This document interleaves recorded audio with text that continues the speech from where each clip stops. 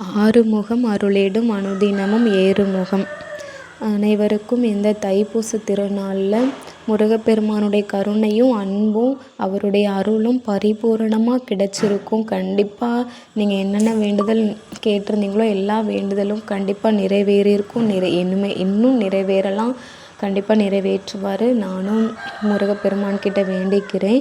முருகருடைய அருளால் இந்த தைப்பூசத்துக்கு நாங்களும் எங்களால் முடிஞ்சது சிறப்பாக அவருக்கு பூஜை பண்ணிக்கிட்டோம்.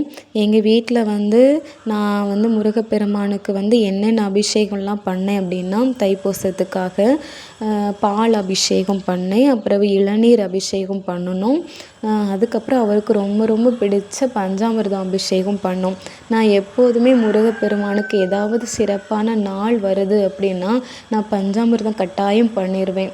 ஏன்னா அவருக்கு ஏன்னு தெரியல, எனக்கு எப்போதுமே முருகப்பெருமானுக்கு பஞ்சாமிர்தம் கொடுக்குறதுல ரொம்ப ரொம்ப சந்தோஷமாக இருக்கும். என்னுடைய கணவருக்குமே பஞ்சாமிர்தம் ரெடி பண்ணி நம்ம முருகப்பெருமானுக்கு வைக்கலாம் அப்படின்னு தான் அவங்களுக்கும் அந்த எண்ணம் தோணும்.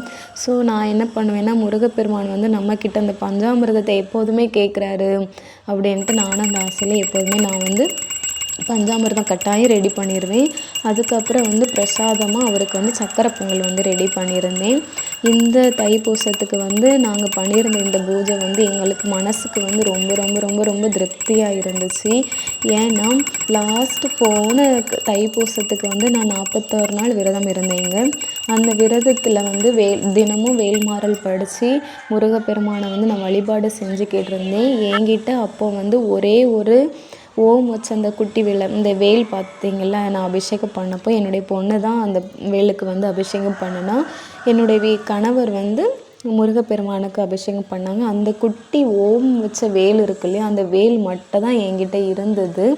அதுக்கப்புறம் இந்த கந்த சஷ்டி விரதத்துக்கு அப்புறம் இந்த கந்த சஷ்டி விரதத்தோடு தான் இந்த முருகப்பெருமான் எங்கள் வீட்டுக்கு வள்ளி தெய்வானை அம்மையோடு எங்கள் வீட்டுக்கு அடியெடுத்து வச்சாங்க. அந்த நாள் எங்களுக்கு ரொம்ப ரொம்ப சிறப்பான நாள்னு தான் சொல்லணும். ஏன்னா அது எப்படி நடந்தது, அவங்க எப்படி எங்கள் வீட்டுக்கு வந்தாங்க, அதுக்கான காரணம் என்ன அதுங்கிறத நான் கண்டிப்பாக இன்னொரு வீடியோவில் நான் கண்டிப்பாக அதை ஃபுல் வீடியோவாக கொடுக்குறேன். இப்போ இந்த தைப்பூசத்துக்கு முருகப்பெருமானுக்கு நான் என்னால் முடிஞ்ச அந்த மாதிரி அபிஷேகம்லாம் பண்ணி சிறப்பாக பூஜை பண்ணணும். நான் எதிர்பார்க்கவே இல்லை.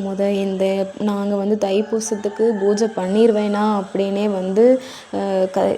ஏன்னா டவுட்டாக தான் இருந்துச்சு. அதுக்கு முந்தின நாள் வரைக்குமே எனக்கு உடம்புக்கு சரியில்லை, கஷ்டமாக இருந்து மனசு கஷ்டம், எதுவுமே வாங்க முடியலை, வீடெல்லாம் க்ளீன் பண்ணலை. குழந்தைங்கள வச்சுக்கிட்டு எனக்கும் உடம்பு சரியில்லாமல் இருக்கிறதுனால 2 குழந்தைங்கள வச்சுட்டு என்னுடைய கணவர் எப்படி ஒத்திக்கி எல்லாம் சமாளித்து எப்படி பூஜையெல்லாம் பண்ணி எடுத்து வச்சுக்குவாங்க பார்த்துக்குவாங்க அப்படின்ட்டு டவுட்டாகவே இருந்தாலும் முருகப்பெருமான் கண்டிப்பாக தன்னுடைய பக்தர்கள் கையால் ஒரு பூஜை ஏற்கணும், அவங்க கையால் ஏதாச்சும் ஏற்றுக்கணும்னு நினச்சாருன்னா கண்டிப்பாக அதை ஏற்றுப்பார். அதனால் என்னுடைய அப்பன் முருகன் இந்த தைப்பூசத்துக்கு எங்ககிட்டேருந்து பூஜை ஏற்றது எங்களுக்கு ரொம்ப ரொம்ப ரொம்ப சந்தோஷமாக இருந்து, அவருடைய கருணையினால் மட்டும்தாங்க இந்த சிறப்பான பூஜை எங்களால் பண்ண முடிஞ்சது. இல்லைனா எங்களுக்கு விளக்கு ஏற்றுறதுக்கு கூட எங்ககிட்ட தெம்பு இல்லை. அந்த மாதிரி தான் நான் இருந்தேன்.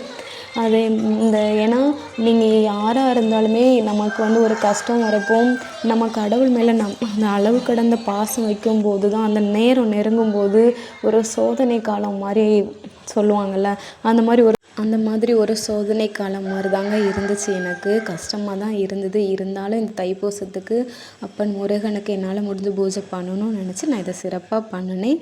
அனைவருக்கும் வாழ்த்து.